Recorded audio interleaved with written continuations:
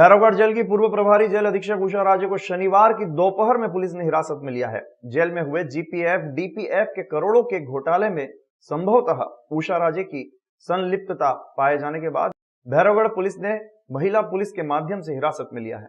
मध्य प्रदेश के मुख्यमंत्री शिवराज सिंह चौहान से लेकर गृह मंत्री नरोत्तम मिश्रा तक उज्जैन जेल में हुए करोड़ों के घोटाले की जानकारी ले रहे हैं। इसके बाद भोपाल से अलग अलग टीमें भी जीपीएफ घोटाले में जांच कर गृह मंत्री को रिपोर्ट प्रस्तुत कर चुकी थी। शुक्रवार को गृह मंत्री नरोत्तम मिश्रा ने उषा राजे का तबादला भोपाल करने की जानकारी दी और अगले ही दिन प्रभारी पूर्व जेल अधीक्षक उषा राजे को पुलिस ने हिरासत में ले लिया।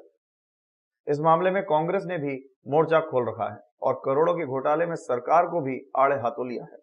जानकारी के अनुसार महिला थाने के टीआई रेखा वर्मा वरिष्ठ पुलिस अफसरों के निर्देश पर भैरवगढ़ जेल पहुंची। यहां पर भैरवगढ़ थाना टीआई से लेकर अन्य पुलिस अधिकारी भी मौजूद रहे। काफी गहमा गहमी विवाद और हंगामे के बाद महिला पुलिस की मौजूदगी में टीआई रेखा वर्मा पूर्व प्रभारी जेल अधीक्षक उषा राजे को भैरवगढ़ थाना पुलिस ने हिरासत में लेकर तमाम प्रक्रिया संपादित की। ज्ञात हो कि उज्जैन भैरवगढ़ जेल में प्रहरी रिपुदमन ने जो घोटाला किया उसमें आईडी पासवर्ड से लेकर कहीं ना कहीं सहमति भी देने की जानकारी और संलिप्तता जांच दल को संभवतः मिली है। यही कारण है कि शनिवार को उषा राजे को हिरासत में लिया गया है। इधर सेंट्रल जेल भैरवगढ़ की अधीक्षक उषा राजे को भोपाल मुख्यालय अटैच होने पर जेल कर्मियों और उनके परिजनों में खुशी जताते हुए पटाखे फोड़कर मिठाइयां बांटी। वहीं आज हिमानी मनवारे ने प्रभारी जेल अधीक्षक ने पदभार ग्रहण किया। मुझे भी ज़्यादा यहाँ वातावरण के बारे में जितना आप लोगों के माध्यम से मैंने सुना है उतना ही मुझे पता है। आज ही मैं ज्वाइन कर रही हूँ। उसके बाद यहाँ की व्यवस्था का जायज़ा लूँगी कि क्या व्यवस्थाएं दुरुस्त नहीं है, पर उनको दुरुस्त करने की कोशिश करूँगी। बाकी हमें जो मुख्यालय से आदेश मिले हैं उसके पालन में कार्य करूँगी। मैडम, आपको स्थायी रूप से आदेश मिले हैं कि अभी प्रभार सौंपा गया है? नहीं, मुझे अतिरिक्त प्रभार सौंपा गया है अस्थायी रूप से आगामी आदेश तक। अभी स्थायी प्रभार नहीं है। रेलवे विभाग द्वारा उज्जैन में पदस्थ 92 रेलवे ड्राइवरों की पोस्ट समाप्त कर इन्हें इंदौर अटैच कर दिया गया है। इसके विरोध में रेलवे कर्मचारियों ने प्रदर्शन कर आदेश की प्रतियां फाड़ दी है। रेलवे विभाग द्वारा उज्जैन लॉबी में पदस्थ ड्राइवर और स्टाफ के अन्य सदस्यों को यहां से हटाकर अन्यत्र अटैच किया जा रहा है। आज फिर 92 रेलवे ड्राइवरों की पोस्ट समाप्त कर इन्हें इंदौर पदस्थ कर दिया गया, जिससे रेलवे कर्मचारियों में आक्रोश व्याप्त है। इसी के चलते आज शाम को उन्होंने रेलवे स्टेशन स्थित लॉबी के सामने एकत्रित होकर नारेबाजी करते हुए विरोध प्रदर्शन किया और आदेश की प्रतियां फाड़कर विरोध जताया। रेलवे कर्मचारी नेता एसएन शर्मा ने बताया कि उज्जैन लॉबी से कर्मचारियों को हटाकर अन्यत्र अटैच कर उज्जैन मुख्यालय को समाप्त करने की कोशिश की जा रही है। इसे हम सहन नहीं करेंगे।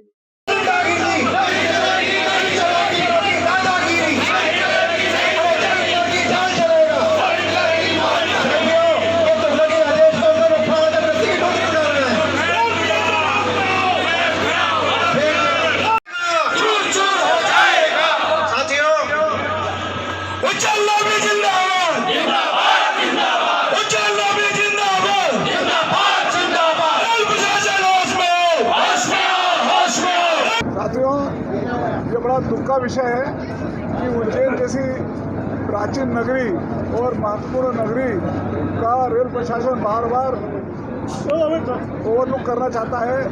वहाँ के कर्मचारियों को, उनके नागरिकों को परेशान करना चाहता है। पहले भी आप लोग इस बात की जानकारी होगी, पिछले कई साल पहले इस तरह का उन्होंने प्रयास किया था और 10 कर्मचारियों को हमारे उज्जैन से इंदौर हेडक्वार्टर नया बना के पोस्ट किया था, जबकि इंदौर में कोई हेडक्वार्टर ही नहीं है। इंदौर से गाड़ियाँ जो भी चलती है वो उज्जैन हेडक्वार्टर के लोग कर्मचारी चलाते हैं। और हम पिछले जब से रेलवे बनी है तब से ये प्रावधान है, और जब से हम लोग गाड़ी चला रहे हैं अभी बार बार नए अधिकारी आते हैं, नया प्रयोग करते हैं और नए तरीके से लोगों को परेशान करते हैं। हमारा ये कहना है कि अब 1,500 से 2,000 रेल कर्मचारी और उनके परिवार के लोग यहाँ पर रहते हैं। उज्जैन विक्रम विश्वविद्यालय में फर्जी नियुक्ति से करोड़ों के घोटाले की एफआईआर कर दोषियों पर कार्रवाई की मांग शनिवार को की गई, जिसमें एनएसयूआई द्वारा राज्यपाल के नाम एक ज्ञापन सौंपा गया।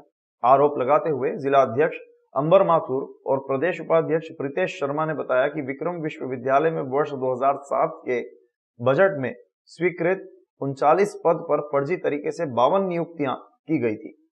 स्वीकृत 39 पद पर 52 फर्जी नियुक्तियों के प्रभारी का पद 2007 में ही समाप्त हो गया था। वर्ष 2002 में रमन सोलंकी फर्जी नियुक्ति में सम्मिलित थे, उन्हें नई नियुक्ति प्रदान कर दी गई। ऐसे में भ्रष्टाचार और आर्थिक अपराध विक्रम विश्वविद्यालय में किया जा रहा है। हर साल लगभग 7 लाख का घोटाला कर 16 वर्षों में लगभग 13 करोड़ का घोटाला विश्वविद्यालय में कर दिया गया है, जिसके दस्तावेज संलग्न है और यह प्रमाणित हो चुका है कि कुल सचिव प्रशांत पौराणिक ने राजभवन सचिवालय को भी उत्खनन प्रभारी की फर्जी नियुक्ति के संबंध में अत्यधिक अभिमत बनवाकर गुमराह किया है। अवैध रूप से कुल सचिव पद पर कार्य पूर्ण कर तत्काल प्रभाव से कुल सचिव पद से पृथक कर माह जनवरी एवं फरवरी के दिए गए वेतन की वसूली भी की जाए। कुल सचिव जी प्रशांत पौराणिक जी जो अवैध रूप से यहाँ बैठे हुए हैं ना, और वो सारे वित्तीय कार्य कर रहे हैं, क्योंकि उनका ट्रांसफर राजभवन के आदेश से दिसंबर में हो चुका है। तो अभी तक जबकि यहाँ पे 3 डीआर के पद है, जिनमें सोनवाल जी और बग्गा जी शामिल है, उनको तुरंत प्रभाव से हटाकर ने उनको चार्ज देना है। ये राज्य शासन की अवहेलना है। और उन प्रशांत पौराणिक जी को विश्वविद्यालय की आर्थिक स्थिति खराब है, उसके बावजूद भी विश्वविद्यालय अपने यहाँ से भुगतान कर रहा है। ये सीधा साधा भ्रष्टाचार का जीता जागता उदाहरण है। विक्रम विश्वविद्यालय में 39 जो पद है वो स्वीकृत होकर आए थे, उसकी जगह 48 उसको विभाजित करके बना दिया गया और उस 48 पे 52 लोग काम कर रहे हैं। अब 52 लोग काम अगर कर रहे हैं उस 48 उन पदों पर, तो बाकी के लोग कैसे काम कर रहे हैं? एक तो जिसकी कागज में एंट्री तक नहीं है वो खुद सैलरी ले रहा है, मुकेश परदेसी, फिजिक्स डिपार्टमेंट में।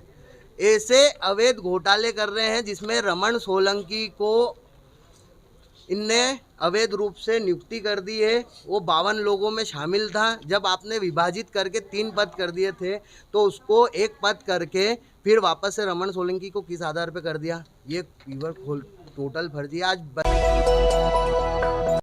गुंडों के खिलाफ पुलिस की कार्रवाई दूसरे दिन भी जारी है। आज पुलिस ने एक आदतन बदमाश के 3 मंजिला भवन को जेसीबी और हथौड़े की मदद से तोड़ दिया। इस दौरान प्रशासनिक अधिकारी भी मौजूद रहे। पुलिस द्वारा गुंडे बदमाशों को सबक सिखाने के लिए गुंडा अभियान चलाया जा रहा है। शुक्रवार को पुलिस ने जीवाजीगंज थाना क्षेत्र के 4 बदमाशों के अवैध मकान तोड़े थे। वहीं पुलिस की कार्रवाई आज दूसरे दिन भी जारी रही। इस दौरान पुलिस ने माधवनगर थाना क्षेत्र के आदतन बदमाश पिंटू ललावत के लक्ष्मी नगर स्थित मकान से अवैध अतिक्रमण हटाया। उसने यहां बिना अनुमति के 3 मंजिला भवन बना लिया था। सीएसपी सचिन पत्ते ने बताया कि बदमाश के खिलाफ शहर के विभिन्न थानों में 15 से अधिक मामले दर्ज हैं।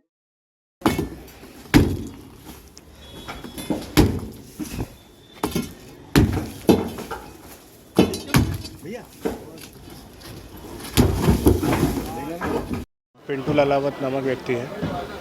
नगर निगम के द्वारा अवैध अतिक्रमण हटाने की कार्रवाई की जा रही है। इसमें प्रशासन और नगर निगम की टीम अपना कार्य कर रही है। सुरक्षा की दृष्टि से पुलिस बल लगाया गया है। इसके सर अपराध है कोई या पाउडर नहीं, इसके आपराधिक रिकॉर्ड भी है और चूँकि अवैध अतिक्रमण भी है तो अवैध अतिक्रमण की कार्रवाई की जा रही है। कितना हिस्सा तोड़ा जाएगा सर? अभी नगर निगम के द्वारा ऊपरी हिस्सा तोड़ा जा रहा है और उनके कार्रवाई की जा रही है। और भी कोई कार्रवाई है सर? इसके अलावा अभी नीलू संगत है, उनके यहाँ भी अवैध अतिक्रमण की कार्रवाई नगर निगम के द्वारा की जाएगी। 2 दिवसीय 30वां अंतर्राष्ट्रीय ज्योतिष एवं वास्तु महासम्मेलन एवं सम्मान समारोह इंदौर रोड स्थित हरिफाटक ब्रिज के समीप एक निजी होटल में प्रारंभ हुआ। इस महासम्मेलन में भारत देश के अलावा विदेशों से भी ज्योतिषाचार्य शामिल हुए। देश विदेश से आए ज्योतिषाचार्यों ने इस महासम्मेलन में ज्योतिष और वास्तु पर अपने अपने विचार व्यक्त किए। ज्योतिष महासम्मेलन में आचार्य अनिल वत्स ने ज्योतिष और वास्तु पर अपने विचार व्यक्त करते हुए कहा कि ज्योतिष और वास्तु एक ही है। ज्योतिष के माध्यम से ही घर का वास्तु तय होता है। साथ ही उन्होंने बताया कि 9 ग्रहों के बारे में भी जानकारी दी और कहा ये 9 ग्रह ही हमारे जीवन के मुख्य आधार हैं। उदाहरण देते हुए उन्होंने बताया कि सूर्य हमारी हड्डी पर असर डालता है तो वहीं चंद्रमा हमारे रक्त का संचालन करता है। ज्योतिष महासम्मेलन में दिल्ली से पहुंचे वरिष्ठ ज्योतिषाचार्य डॉक्टर अजय धावी ने चर्चा में कहा कि आगामी माह में बृहस्पति पुनः चाल बदलने वाला है। इससे पहले बृहस्पति मेष राशि से मीन तक चला तो तब कोरोना वायरस फैला था, यह अत्याचारी था। आगामी माह में पुनः 8 साल के लिए बृहस्पति बदलने वाला है। इससे आकाश से लेकर पृथ्वी तक सभी तरह के बदलाव देखने को मिलेंगे। जम्मू से महासम्मेलन में पहुंचे ज्योतिषाचार्य पंडित शास्त्री ने चर्चा में बताया कि सृष्टि में ज्योतिष पहले से ही मौजूद है। ज्योतिष के माध्यम से हम इंसान को देखते हैं और देखना हमें नहीं आता है और कहीं ना कहीं हम ज्योतिष को गलत ठहराते हैं। ज्योतिष का ज्ञान होने के साथ उसे समझना भी होगा। ज्योतिष के बगैर वास्तु अधूरा है और वास्तु के बगैर ज्योतिष अधूरा है। दोनों एक दूसरे के पूरक हैं।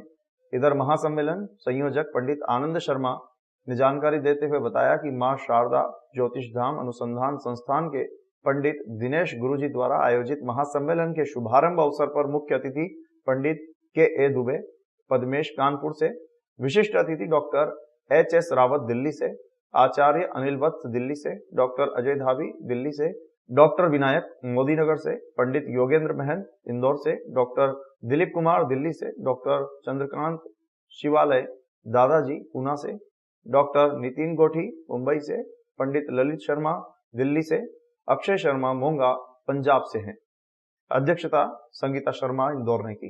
छोटे मकान होते हैं उनमें भी हम कोशिश करते हैं कि एयर वेंटिलेशंस जो हैं वो प्रॉपर होने चाहिए। अगर एयर वेंटिलेशंस प्रॉपर हैं और आदमी जब सांस लेता है तो सांस लेते वक्त उसको पॉजिटिव एनर्जी मिल जाए, कम से कम वो अपनी ही पॉल्यूशन से रात को उस 400 स्क्वायर फीट के घर के अंदर कहीं अपने ही पॉल्यूशन से वो खुद को बीमार न करना शुरू कर दे।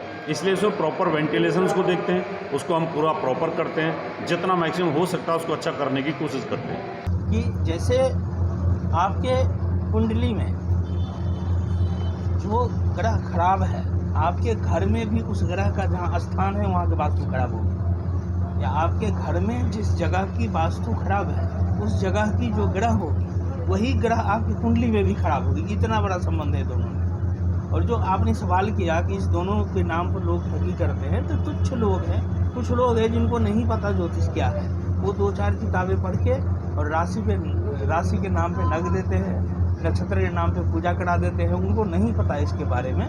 ज्योतिष एक बड़ी सर्वश्रेष्ठ विद्या है, बहुत ऊंची विद्या है। ज्योतिष जितनी बड़ी चीज़ है उसके हिसाब से उसको लोग पढ़ते नहीं हैं, स्टडी नहीं करते, मेहनत नहीं करते। और ज्योतिष का एक बहुत बड़ी बात बता रहा हूँ जो कोई नहीं बताएगा। ज्योतिष एक स्टडी करके पढ़ाई करके प्राप्त करने की चीज़ नहीं है। ज्योतिष एक गुरु के सानिध्य में रह के साधना से प्राप्त करने की चीज़ है। तो जिसने गुरु के सानिध्य में रह के, एक योग्य गुरु के सानिध्य में रह के साधना करके ज्योतिष को प्राप्त किया है, वो तो फिर परफेक्ट है। लेकिन साधना के बगैर 4 किताबें के पढ़ना पढ़ के किसी ने ज्योतिष प्राप्त किया है तो फिर ठगे ही करेगा। देखिए, बृहस्पति पिछली बार जब वो मेष राशि से मीन तक चला, उसका 12 राशियाँ होती, एक साल में एक राशि बदलता है, तब वो 2018 से लेके 2022 तक अतिचारी था। अतिचारी का मतलब है एक राशि में कम समय रहता है, कूद के नई राशि में जाता है, फिर वहाँ से दूसरे में जाता है, फिर पीछे आता है। रहता तो 1 साल है लेकिन चाल बदलता है। जब आकाश में चाल बदलता है तो बृहस्पति सबसे बड़ा ग्रह है। बृहस्पति का मतलब है गुरुत्वाकर्षण और मैग्नेटिक करंट, दुनिया का बदल जाता है। इसलिए हमने कोरोना देखा, बीमारियां आई और क्या क्या नहीं हुआ। जब 18 से 22 तक रहा था उसी दौरान में कोरोना आता है और जीने मरने की सब स्थितियाँ क्रिएट हो जाती हैं। इस बार 2022 से लेकर अभी 23 से लेकर अप्रैल से लेकर और 2035 तक बृहस्पति दोबारा अपने 12 साल की यात्रा करेगा और उधर 2025 से लेकर 2033 तक यानी 8 साल, इस बार 8 साल अतिचारी होगा। जब अतिचारी होगा इसका मतलब दुनिया का मैग्नेटिक करंट चेंज होगा, दुनिया की स्थितियाँ चेंज होगी और बहुत सारी नई बातें होंगी। हम किसी नए युग में जा रहे हैं ऐसा हमको लगता है और दुनिया बदल रही है। आगे चलकर बीमारियाँ भी आ सकती हैं, साइंटिफिक डेवलपमेंट भी होंगी, प्रोग्रेस भी होगी। पिछली सबसे पहले आपके चैनल को बहुत बहुत बधाई और जो श्रोतागण सुन रहे हैं उनके मैं दीर्घायु की और उनके उत्तम स्वास्थ्य की कामना करता हूँ। ज्योतिष में जो ग्रह हैं ये आसमान में ही नहीं है, ये हमारे शरीर में भी है। जैसे सूर्य से हम दाहिनी आँख से देखते हैं, सूर्य से मस्तिष्क, सूर्य से हृदय, सूर्य से हड्डियों को देख लेते हैं। सूर्य जो है आत्मा का कारक है। ऐसे ही मन, ये जो शरीर में रक्त बह रहा है ना, इसका संचारी भाव है। और चंद्रमा मन का भी तो कारक है। और वो जो तुम्हारी बाईं आँख है इसको चंद्रमा कंट्रोल करता है। मंगल जो है वो शरीर में जो मसल्स पावर है इसका कारक है। और ये जो शरीर का बल है इससे मंगल को देखते हैं। ये जो बीपी हाई हो गया। अच्छा, बुध से हम वाणी को देखते हैं, कुछ लोग हकला के बोलते हैं, कुछ तुतला के बोलते हैं। और ये जो स्किन इन्फेक्शन आते हैं ना, ये बुध से ही तो आते हैं। अच्छा, बृहस्पति से लीवर खराब हो गया, मोटापा बहुत बढ़ गया, बहुत मीठा खा रहे हैं, मैदे का प्रतीक है। शुक्र वीर्य का कारक है, और शुक्र शरीर के अंदर ये जो हमारी इंद्रियां हैं, इंद्रियों के जो विषय हैं, विषयों से प्रभावित होकर जो हम आचार विचार आहार विहार का ध्यान नहीं रखते ना, उससे होने वाली बीमारियां भी हैं। और जो नपुंसक हो जाते हैं उनके लिए भी है। ये जो प्रमेय है उससे ही आता है। स्त्रियों में जो रजो दर्शन है, इसमें चंद्र मंगल शुक्र का ही तो योग है। और शनि ये जो स्नायु मंडल है, ये जो नसों के रोग हैं, ये जो साइटिका का पेन आ रहा है ना, और जॉइंट्स पेन आ रहे हैं, पिंडलियों के दर्द आ रहे हैं, ये शनि के कारण ही होते हैं। ये तो पता चल गया ग्रहों से ये रोग होते हैं। अब दूर करने के लिए क्या करें? जिस ग्रह से संबंधित बीमारी हो उसका मंत्र का जाप करें। अब जैसे मान लीजिए हार्ट की प्रॉब्लम हो रही है, मान लीजिए मस्तिष्क में विकार हो रहा है, तो गायत्री मंत्र का पाठ करें।